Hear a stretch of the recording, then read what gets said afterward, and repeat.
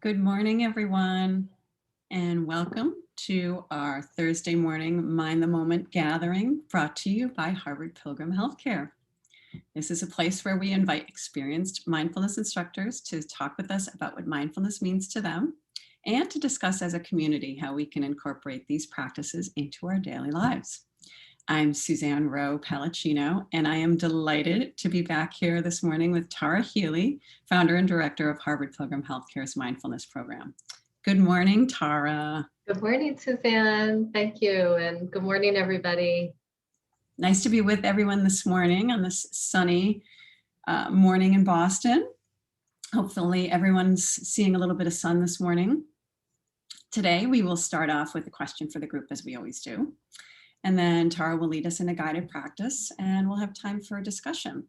So if you can go to the bottom of your screen and click on the chat, that will give you a chance to see the questions and comments coming. I am going to shut my windows because the guys who take care of the lawn are here and it's super loud. Okay.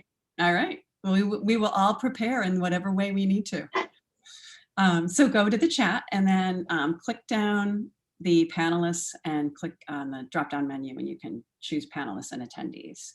And you can see all the comments coming in as they do. And so that's all that this morning. And okay. Welcome back, Tara. It's still loud. I don't know if people can hear that, but not at all. Okay. All right. At all. I've dealt with that before too. So anyway, how do we start this morning? What kind of question do we have for the group?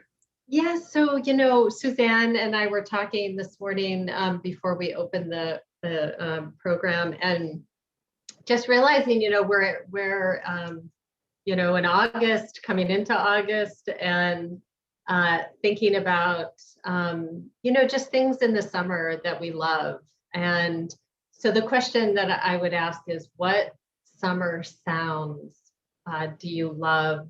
What that bring you comfort, that you appreciate, that bring you some sense of ease or make you smile? So what sound of summer brings you joy? And as always, Suzanne, I'll start with you. Do you, while folks are getting their thoughts together?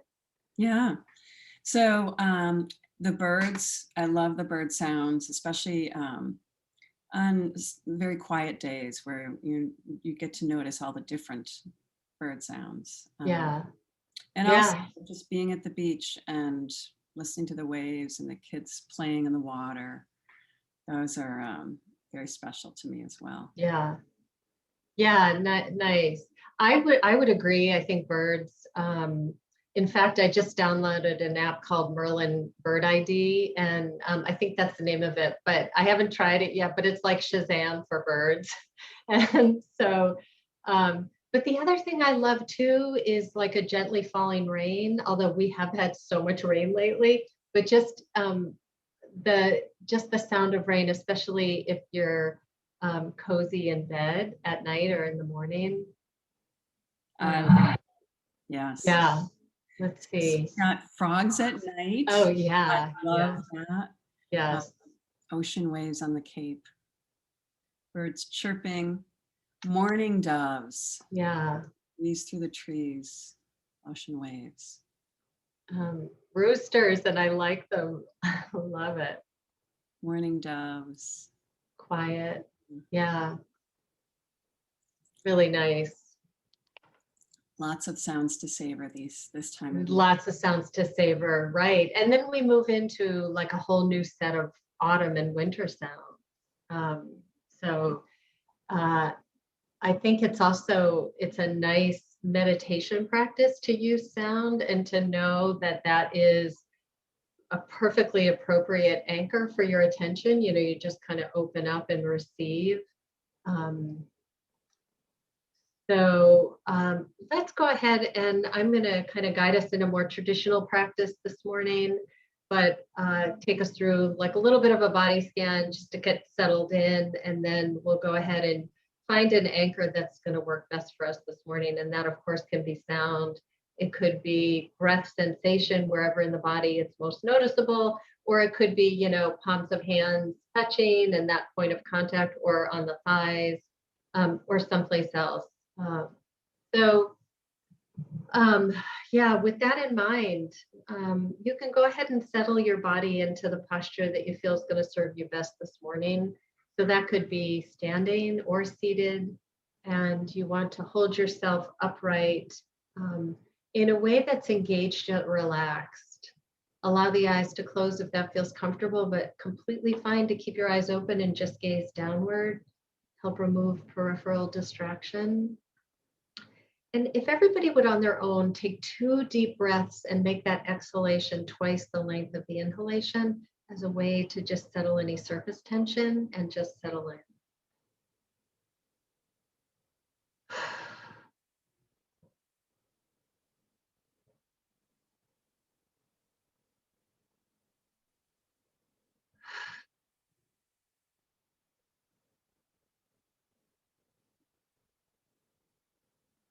And we'll begin by letting go what has happened so far today. We'll release anticipation of what's to come. So bringing the mind and the body together in this moment, surrendering your weight into the support of the surface. Just taking a moment to notice the physical sensations that are present in your body from your activity so far today. It could be simply you're aware of the points of contact with the back of the body and the surface, or perhaps a pulsing or a vibration, tingling, temperature. Just aware of the whole body and what sensations are making themselves known to you.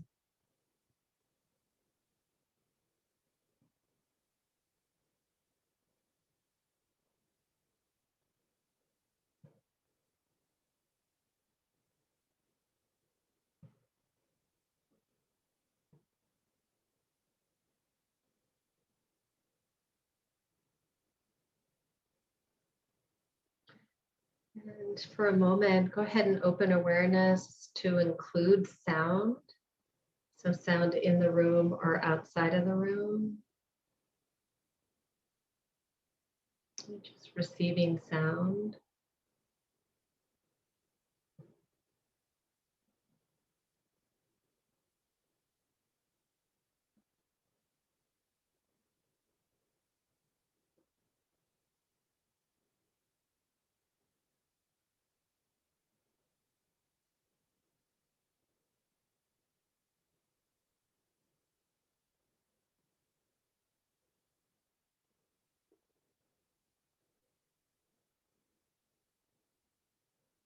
And you can remain with that kind of open, spacious, receptive awareness.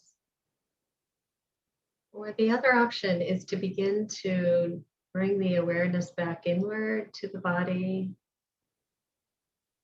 and start to notice the rhythm of your breath. And however you're breathing is fine. So the body knows how to regulate. So just simply inhaling and exhaling and noticing where the sensation is strongest.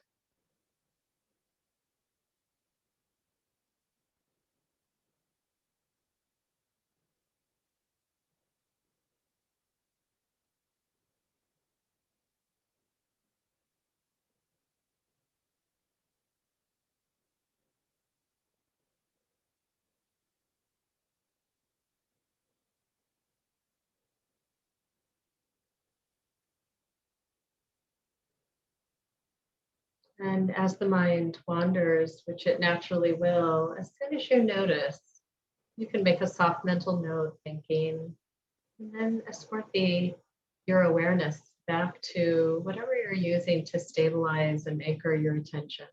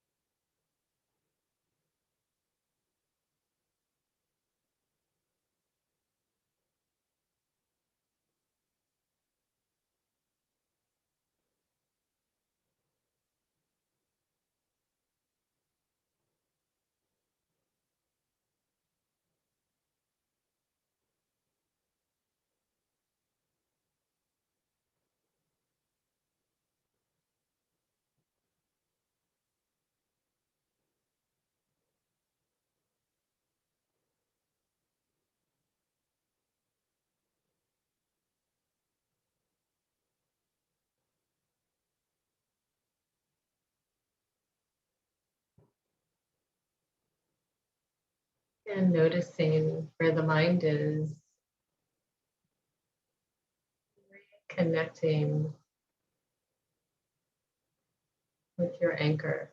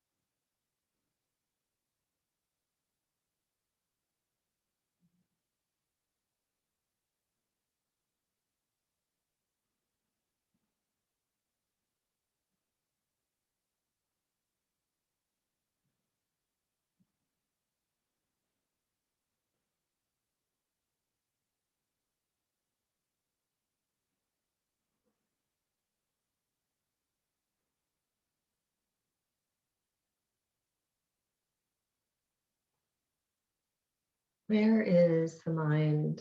Noticing and returning gently without judgment to your anchor, whatever is helping to stabilize the wandering mind.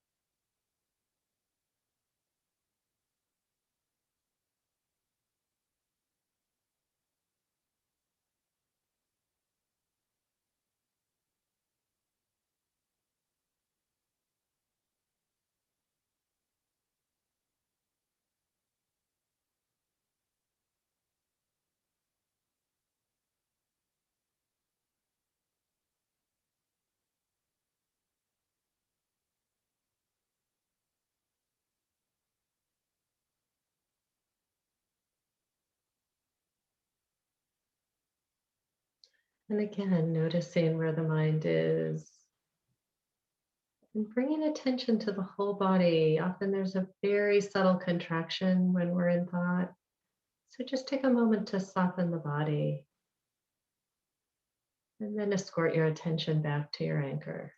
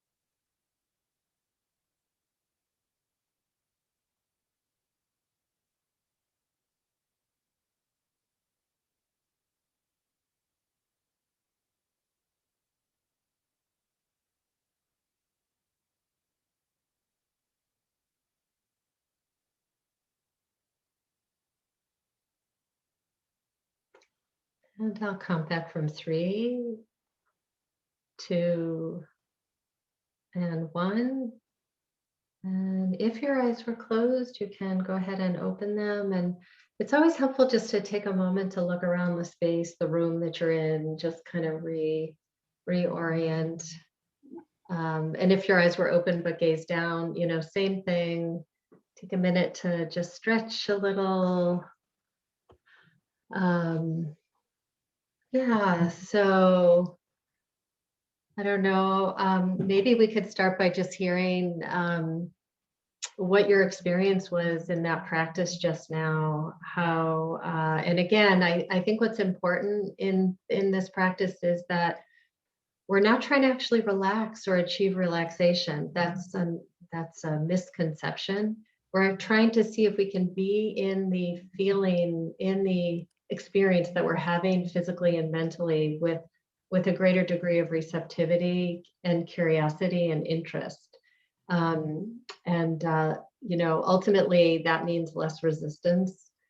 So if things are good, your body feels good, your mind feels good, there can sometimes be a subtle holding and not wanting it to change, and that's all good to see. It's easier to work with stuff that's good. I would love to hear from any of you. And Suzanne, it looks like you want to say something.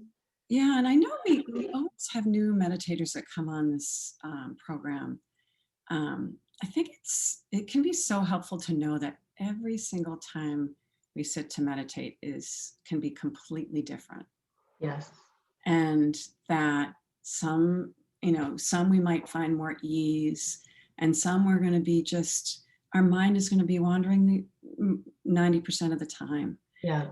And if we continue to practice, this is just my personal experience after practicing for the number of years I've practiced, it just, not that it gets easier, but it changes, and we see the benefits of it in our lives. But Yeah. Right, because I think what changes is our relationship to whatever is arising. It yep. becomes less of an issue, and it's, even habit patterns of mind that are keep repeating. It's like, oh, I know you. So it has less of a grip. Yeah, that's a really good point, Suzanne. I think, especially with folks who are new and watching expectations. And I know that on Tuesdays and Thursdays, we have a real mix of, people who've been at this for many, many years, folks that are somewhere in the middle, and then others that are new. So I think my hope is that there's something for everyone, and it doesn't matter what stage of practice you're at. But, yeah, and I love the way you say releasing expectation, because that I did a talk on this program a while ago about that many times we sit down and we think, okay, this is going to be, I'm going to have peace in my mind. Just going to be, I'm going to be in this just quiet mind. And that expectation can put more distraction into Yeah, and not only that, it's interesting to actually be present with busy mind, right? If that's what's happening, you can bring that kind of receptivity and curiosity to the unpleasantness of an intensely busy mind. Yeah, very Yeah, true. good. I mean, really, really good point. I'll weigh in here and say it's so noisy. Like, I live in a really quiet area, and all of a sudden, I don't know if all of you could hear, but there was lawn mowing and then street cleaning, but the street cleaning was really, really loud. Like, so I found myself contracting during the practice and then softening, and then contracting and softening. So, Yeah. well, you No, couldn't hear it. that's Okay. Interesting. Yeah. Maybe, I don't know. That's something I need to practice with all the time, because I live in an area where there's a lot of, everybody's got a landscaper, and Mhm.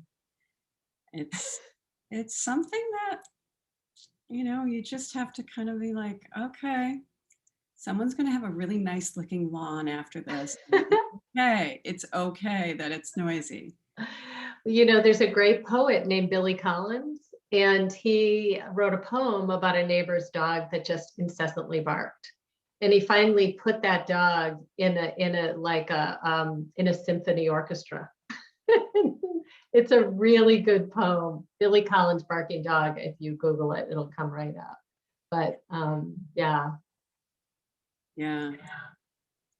I've read that. It's so good. Yeah, it's so good.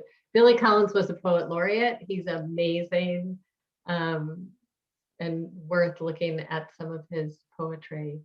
So anybody else want to weigh in on how they're doing this morning, how that practice felt? Either, it was unsettling or it was good. It's, because whatever it is, it's not, like this is not a good meditation this morning or whatever happened. The idea is just to be with it. And how about individual practice? How often are you able to find time to practice? Yeah. Questions too. I mean, if there are any questions, we do have a couple of minutes left. Yeah, and summertime sometimes that can be a difficult time to find a regular time to practice. Yes, because our routines are different than they are in the fall. Yeah. It's like the fall is that going back to school mentality, like whether you're in school or not, or you have kids or whatever, it's the fall always signals that kind of return. Yeah, a little more structure, I think. We kind of come into a little more structure during that time. Yeah. But I'm finding with my practice, I had not during the summertime, outside of the summertime, I typically practice first thing in the morning. And I'm finding that I have been moving around my time. And also doing a lot of practice right before I go to sleep because it helping my sleep. That helps too, very much. Yeah. Yeah. Well, folks, I don't, if it feels like we're good to call it a morning. I mean, yeah, I'd say let's call it a morning. Sounds good. Well, it was fabulous to have you here this morning, everyone. And yeah, thanks for joining as always. We can, in our virtual world, we all feel one another as we sit and practice together. And yes. So that's a very, very big help and support to our practice. And we really appreciate you being here. So, and we look forward to seeing you next week on Tuesday. We'll have Zinat Potia here with us. Yeah, great. She's great. I am biased. I think all our instructors are great. They all bring something very unique. Yeah. Absolutely. So we look forward to seeing you then, and have a wonderful rest of your week and weekend. See you soon.